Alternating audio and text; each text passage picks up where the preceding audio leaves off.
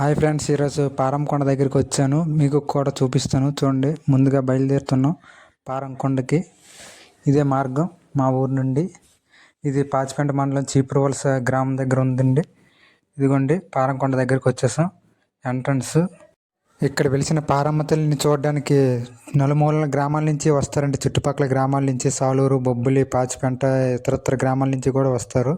ముఖ్యంగా కార్తీక మాసంలో మహాశివరాత్రి సందర్భంగా ఇక్కడికి జనాలు, భక్తులు ఎక్కువ మంది వస్తారండి. చూడండి, ఇక్కడ భక్తులు జనం కార్తీక సోమవారం సందర్భంగా చాలా ఎక్కువ మంది వచ్చారు. కాకపోతే మేము మధ్యాహ్నం రావడం కొంచెం ఇబ్బంది అయిపోయింది. ఇదండి మెట్ల మార్గం పారంకొండకి. ఎంట్రన్స్లో వినాయకుడు ఉన్నాడు. అలా ఇప్పుడు మనం నడుస్తామండి. ఇదేనండి మెట్ల మార్గం, పైకి వెళ్ళే మార్గం. చూడండి, పైకి ఎక్కే కొద్దీ కొంచెం అలసట్లా అనిపిస్తుందండి. ఎందుకంటే మెట్లపై చాలా పైకి వెళ్ళాలని. ఇక్కడికి పాండవులు కూడా వచ్చారనేది పెద్దలు చెప్పే మాట అండి. అది ఎంతవరకు నిజమో మాకు తెలియదని ఒకసారి చూద్దామని వెళ్ళాం. అది కూడా కనిపిస్తుంది మనకు వెళ్ళే మార్గంలో. చూడండి, పైకి ఎక్కే కొద్దీ ఎలా ఉన్నాయి, చాలా ఎత్తుగా ఉన్నాయి మెట్లు, నిటారుగా ఉన్నాయండి. అందుకే కొద్దిపాటి అలసట వస్తుంది, ఎండ ఉంది కాబట్టి. పైకి ఎక్కే కొద్దీ ఆయాసం కూడా వస్తుంది. అందుకే కొంచెం ఇబ్బంది పడి అక్కడక్కడ ఆగాము కూడాను. ఇక్కడ నుంచి లొకేషన్ చూడండి ఎలా కనిపిస్తుందో, హిమాలయ పర్వతాల్లో కనిపిస్తుంది. చూడండి, చాలా అందంగా కనిపిస్తున్నాయి కొండలు. ఈ కొండ పైనుంచి చూస్తుంటే చాలా ఎత్తుగా కనిపిస్తుంది, చాలా అందంగా ఉన్నాయి. ఇప్పుడు ముందుకు పోదామండి, ఇంకా ఏం కనిపిస్తాయో చూద్దాం. అలా ముందుకెళ్ళే కొద్దీ మా ఫ్రెండ్ నేను కలిసి వచ్చామండి.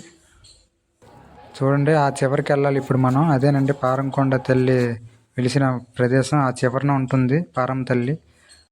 ఇప్పుడు మనం పాండవులు వనవాసం చేసే ప్రదేశానికి వచ్చాం. చూడండి, ఇక్కడే పాండవులు వనవాసం చేశారని పెద్దలు చెప్పారు. ఇదిగోండి, ఇక్కడ శివపార్వతులు ఉంటారు, వినాయకుడు. ఇక్కడే పూజలు చాలామంది భక్తులు చేస్తారు ప్రతి సంవత్సరం కూడా. చాలా హంగామాగా జరుగుతాయండి ఇక్కడ పూజలు.